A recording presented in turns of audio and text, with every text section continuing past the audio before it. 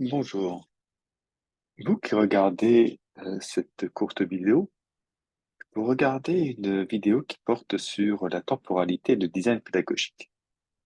Une intervention que j'ai eu l'occasion de faire dans le cadre du colloque du CRIFPE à Montréal le 10 mai 2024. Cette présentation, elle vise à revenir sur la notion de temporalité en formation pour en aborder à la fois les enjeux et les possibles prises en compte dans le design pédagogique. Nous sommes pris avec le temps, un temps qui s'écoule, un temps qui va trop vite, un temps de l'instant que l'on voudrait parfois plus intense, un temps qui nous permet de cheminer, d'aller d'un point A à un point B, de réaliser nos apprentissages, au fond, le temps de la vie. Pour aborder la temporalité, je vous propose plusieurs dimensions. La première dimension consiste à revenir sur la typologie du temps. En effet, on peut distinguer trois types de temps. Le chronos, qui est le temps physique, à partir duquel on aborde les notions chronologiques. Le kairos, qui est davantage le temps métaphysique, mais qui est aussi l'instant, le bon moment, l'opportunité à saisir, l'occasion à ne pas laisser échapper. Et l'aion, qui est le temps cyclique, celui qui revient. À cette première dimension s'ajoute une diversité temporelle. Le temps, c'est à la fois le temps biologique, le temps de l'humain, qui se traduit par les biorhythmes. En formation, puisque c'est notre domaine, c'est aussi le temps pédagogique, le temps de la formation, qui peut être contraint, qui peut être encadré en quelque sorte par des emplois du temps, des volumes horaires, des maquettes. Et puis, dans le contexte dans lequel nous sommes, dans un contexte marqué par une forte colonisation numérique, il y a le temps des machines, ce temps qui s'accélère avec une accélération des performances et des services qui sont proposés. La troisième dimension temporelle que je vous propose de partager, c'est la suivante, c'est de considérer que le rapport au temps est une question de négociation temporelle, à la fois à l'intérieur de la sphère personnelle, c'est-à-dire où il y a ce temps de la sphère privée qui, comment dire, à l'intérieur de laquelle nous réalisons un certain nombre d'activités qui toutes prennent du temps et ce temps que l'on ajuste, parfois le temps après lequel on court. Et puis, à distinguer du temps formatif, celui des apprentissages, celui qui est nécessaire pour que s'opèrent ces processus d'apprentissage, de désapprentissage, de réapprentissage. Et pour certaines personnes, cette négociation conduit également à intégrer le temps professionnel, celui du travail. Tout ceci pour se délier du temps qui file, du temps qui manque, mais de voir un peu comment ces trois dimensions peuvent être considérées dans le design pédagogique. Tout ça dans un contexte dans lequel plusieurs auteurs, dont Rosa, rappellent qu'il y a comme un raccourcissement, une densification des épisodes de l'action. Ainsi, les temporalités peuvent constituer des enjeux. Des enjeux entre le temps long, le temps court, avec ce fameux paradoxe de l'immédiateté, ou notamment par l'utilisation de certaines machines, de certains outils, de certains services numériques, on a l'impression d'aller plus vite. Ce temps compressé aussi, ce temps de multitâche qui nous fait penser que nous cultivons un don, celui de l'ubiquité, celui qui permet d'être ici, ailleurs, de faire plusieurs choses en même temps. Mais la temporalité a une source et un impact aussi sur la santé mentale, ce qui peut poser un certain nombre de questions. Et la temporalité, c'est également euh, l'articulation entre des temps synchrones et des temps asynchrones. Toutes ces dimensions-là qui sont à considérer dans le design pédagogique, qui amènent à penser ce design pédagogique dans plusieurs perspectives. Déjà, une première perspective, pardon, qui est celle de l'hygiène temporelle, c'est-à-dire comment se réapproprier du temps et comment faire en sorte que le temps soit moins un vecteur de stress et d'anxiété à différents moments du processus euh, d'enseignement et de formation. Ça nous amène aussi à considérer euh, la temporalité en formation sous l'angle de la décélération. Comment se donner le temps? Comment se donner le temps de l'apprentissage, de la déconstruction, de la reconstruction, du dialogue, de la discussion, voire de la dispute. Ce qui permet d'initier le fameux conflit socio-cognitif qui permet aussi aux apprentissages à la fois d'être acquis individuellement, mais d'être connus également dans la sphère sociale. Ceci nous amène aussi à penser, en termes d'enjeux, des questions de rythme, sachant que les perspectives inclusives aussi nous amènent à penser que tout à chacun, et nous le savions déjà depuis de nombreuses années, que tout à chacun n'apprend pas au même rythme. Et donc que se pose la question du rythme, de jusqu'où respecter le rythme, mais aussi des questions de synchronisation de façon à ce qu'il y ait une forme de contenance en quelque sorte temporelle. Et dans la mesure où il y a plusieurs acteurs, notamment des acteurs enseignants, des acteurs apprenants, qui sont dans leur propre temporalité, l'un pouvant aller vite sur une notion alors que les autres pouvant attendre que ça aille moins vite, se pose alors la question de l'accordage temporel, ce qui est relié bien sûr à la question des rythmes et des synchronisations sur lesquelles nous reviendrons rapidement.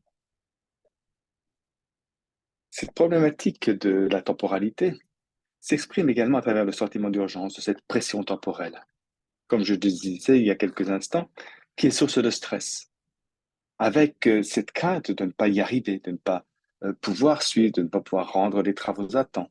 Et on voit là toute la brèche temporelle, en quelque sorte, dans laquelle, entre guillemets, pardonnez-moi l'expression, mais s'engouffrent les usages des IA génératifs qui donnent le sentiment de gagner du temps. Mais là n'est pas le propos. L'objectif, dans cette approche de la dimension temporelle en formation, c'est de repenser, de re-questionner l'équation temporelle personnelle, telle qu'évoquée par Grosset en 1996. Quelles sont les conséquences de cela sur le design pédagogique? Les conséquences peuvent être appréhendées à plusieurs niveaux. Le premier niveau qui est celui de la session, du semestre, dont la traduction temporelle va se faire à travers le syllabus, le plan de cours. C'est un premier niveau pour considérer la temporalité. L'autre niveau, c'est le temps hebdomadaire, le temps de la séquence, mais également il y a le temps au niveau de la microactivité. Et on voit bien que dans tous ces éléments, dans toutes ces approches de ces trois temporalités, ce qui prédomine, c'est le chronos, tel qu'on le voit, le plan de cours, le plan de la séquence, le plan d'activité, c'est-à-dire quelque chose qui précède une autre, puis qui est suivi par une troisième, etc., etc. Mais qu'en est-il de la prise en compte du Kairos et de l'Aion dans ce design pédagogique? La proposition qui est faite par cette communication, c'est d'appréhender la temporalité pédagogique sous l'angle à la fois du chronos, du kairos et de l'aion. Bien entendu, il y a une organisation chronologique d'activités d'enseignement et d'apprentissage qui est à considérer pour différentes raisons sur lesquelles nous pourrions revenir s'il y avait débat. Mais également de penser cette temporalité pédagogique sous l'angle du kairos, c'est-à-dire de comment réunir les conditions, en quelque sorte, de cet instant propice, de ces instants hérétiques. Et l'apprentissage, c'est également une affaire cyclique, c'est une temporalité cyclique qui à considérer pour permettre le retour sur certaines notions, pour permettre la mise en lien, pour développer la réflexivité nécessaire aux apprentissages en profondeur. Le temps devient en quelque sorte ainsi considéré comme des éléments de la contenance, c'est-à-dire qui va participer, comment dire, à la définition d'un cadre structuré et structurant des activités d'enseignement et d'apprentissage.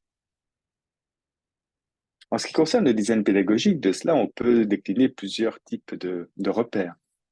Et peut-être d'appréhender comme une chronopédagogie, un récit pédagogique qui articule différentes temporalités.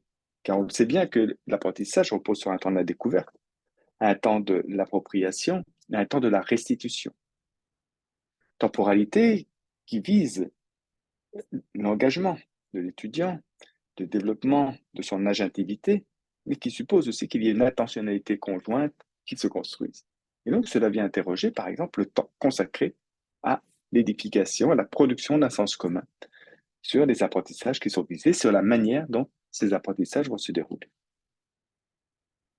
Ceci fait écho à, à cette notion, j'allais dire concept que nous propose Arthur, à savoir la résonance dispositionnelle, c'est-à-dire comment dans l'accordage temporel, eh bien, les différents acteurs vont se sentir en résonance, c'est-à-dire qu'ils vont être prêts à s'engager dans ces relations de façon ouverte, confiante, comme nous dit Rosa, et puis dans cette temporalité dont on va tenter de diminuer l'effet néfaste du stress pour en accepter le fait que cette temporalité va pouvoir accueillir la vulnérabilité, c'est-à-dire ces moments où on ne sait pas. Et au lieu de continuer à courir auprès de quelque chose que l'on ne peut pas rattraper parce que notre état psychique, parfois notre état physique ne nous le permet pas, eh bien prenons le temps de conscientiser ce qui est en train de se passer de façon à ce que le processus d'apprentissage soit le plus positif possible. Ceci, en termes de design pédagogique, va amener à poser un certain nombre de choses en ce qui concerne cette approche par les temporalités. Ces temporalités qui doivent à la fois favoriser l'engagement, donc la question du rythme par exemple. La question également qui est posée, c'est une temporalité qui vise aussi à diminuer la procrastination. Et puis aussi l'importance de spécifier différents repères temporels de façon à ce qu'il y ait un cadre temporel qui soit conteneur, qui s'établisse.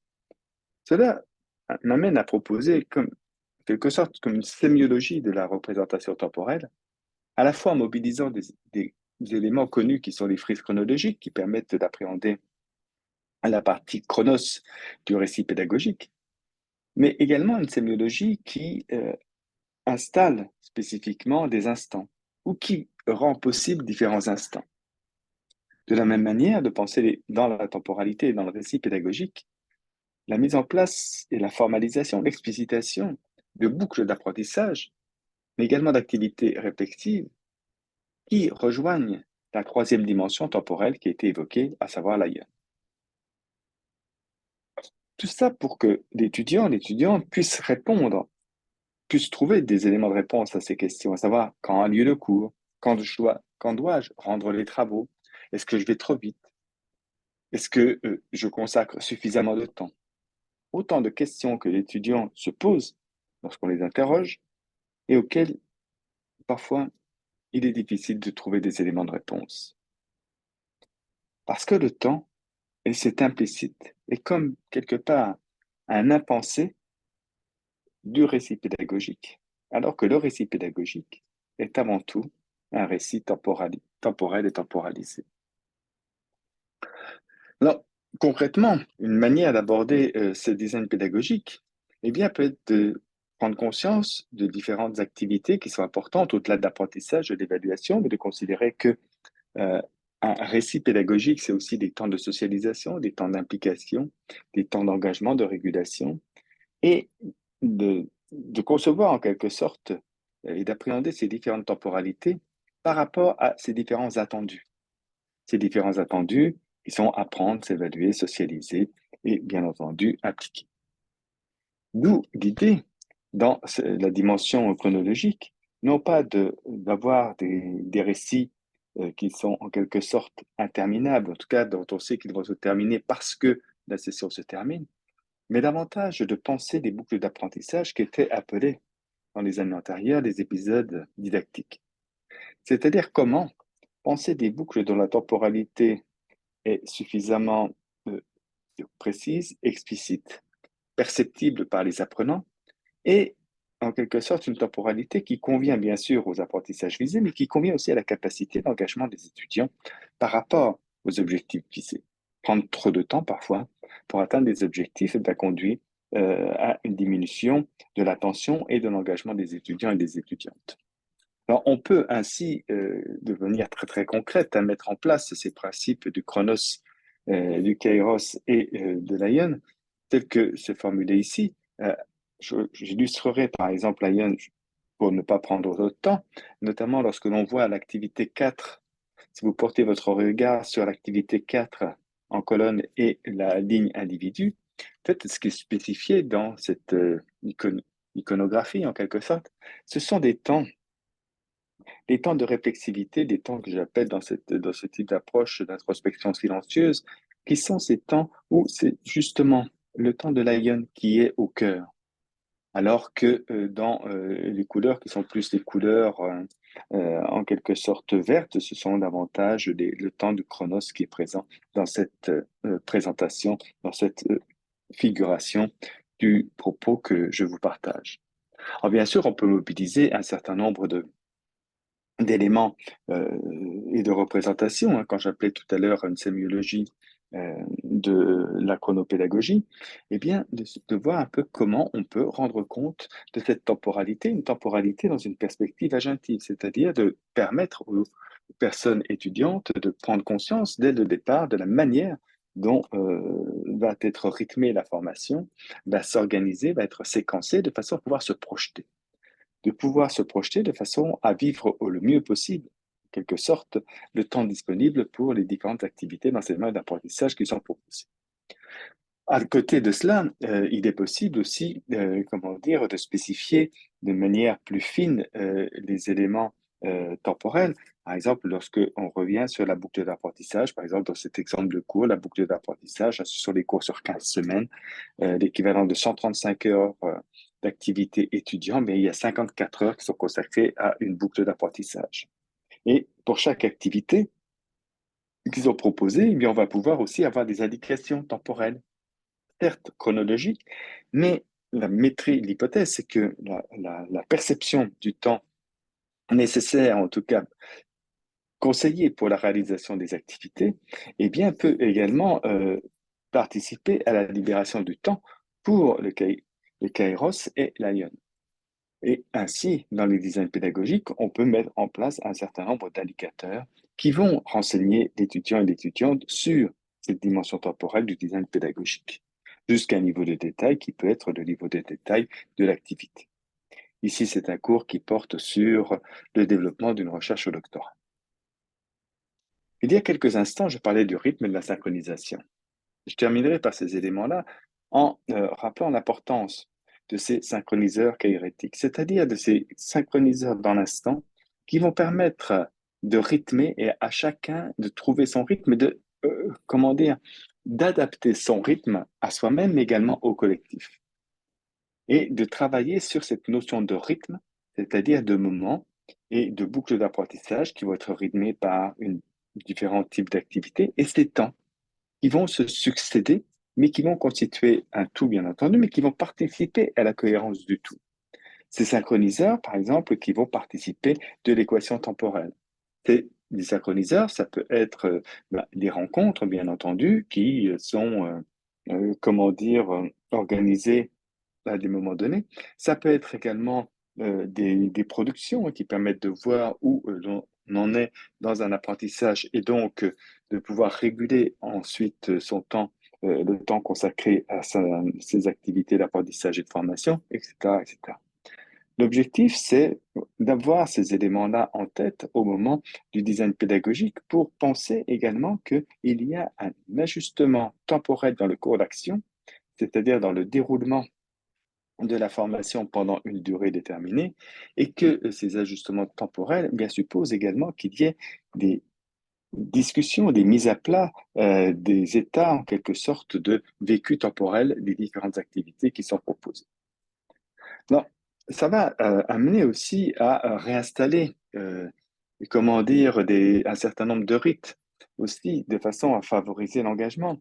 Et on sait très bien que, par exemple, les temps qui sont avant, par exemple, un cours dans un amphithéâtre ou dans un local, dans une salle de classe, sont importants, comme les temps qui sont après, parce que ce sont des temps qui, pour certains étudiants, sont des temps dans lesquels il y a, comment dire, une actualisation de la relation pédagogique qui fait que ça va participer de leur engagement.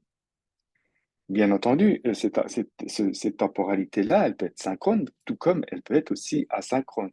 Ça va amener également une autre dimension, comment dire, une autre approche, une autre perspective de la dimension kairétique, c'est le fait de pouvoir répondre aussi assez rapidement aux étudiants sans, comment dire, consacrer son temps devant un écran et à attendre les courriels des étudiants et des étudiantes. Non, parce que, comme je mentionnais il y a quelques instants, il faut bien sûr être dans cette perspective d'une équation temporelle et hygiéniste en quelque sorte, qui fait que cette perception, cette appréhension du temps n'est pas là pour, comment dire, générer du stress. Au contraire, elle est là pour faire en sorte que par cette organisation temporelle, eh bien, des temps soient reconnus, considérés, et qu'il y a des moments, il y a des instants pour faire certaines choses.